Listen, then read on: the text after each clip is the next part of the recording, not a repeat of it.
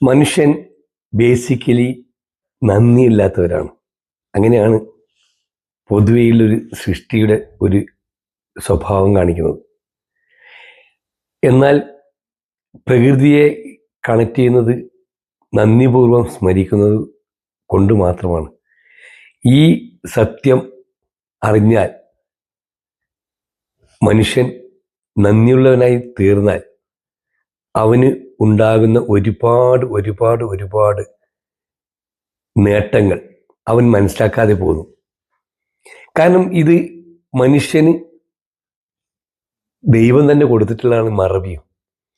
മറവി വരുന്നതുകൊണ്ട് അവന് ദുഃഖങ്ങളായ ശരി സന്തോഷങ്ങളായ ശരി എല്ലാ കാര്യങ്ങളും അവന് ഒരു പരിധി കഴിഞ്ഞാൽ അവൻ മറന്നു പോകുന്നു.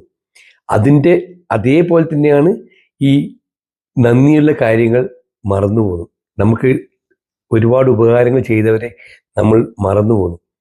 അപ്പോൾ നമ്മൾ ജീവിതത്തിൽ ഗ്രാറ്റിറ്റ്യൂഡ്, കൃതജ്ഞത പ്രാക്ടീസ് ചെയ്യുന്ന വ്യക്തികൾക്ക്, എന്നും നന്ദിപൂർവ്വം സ്മരിക്കുന്ന വ്യക്തികൾക്ക് ഒരുപാട് പ്രകൃതീശ്വരൻ നന്മകൾ കൊടുക്കും.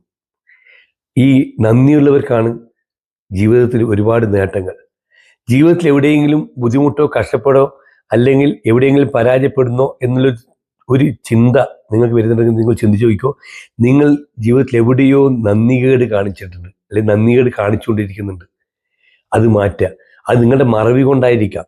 പക്ഷേ മറക്കാതെ നമ്മളെ സ്നേഹിക്കുന്ന, നമ്മൾക്ക് വേണ്ടി ഒരുപാട് പ്രവർത്തനം അറിഞ്ഞോ അറിയാതെയോ നമ്മളെ സഹായിക്കുന്ന ഒരുപാട് ആൾക്കാർ ഈ പ്രകൃതിയിലുണ്ട്, ഈ സമൂഹത്തിലുണ്ട്, ഈ ലോകത്തുണ്ട്. അവർക്കെല്ലാവർക്കും നന്ദി ഉള്ളവരായി മാറുക. വന്ന വഴി മറക്കാതിരിക്കുക എന്ന് പഴയ ആൾക്കാർ പറയുന്നില്ലേ, അത് സത്യമാണ്. അത് അങ്ങനെ ചെയ്യുന്ന സമയത്താണ് നമുക്ക് ഒരുപാട് പ്രതിസന്ധികളും പ്രശ്നങ്ങളും വരിക.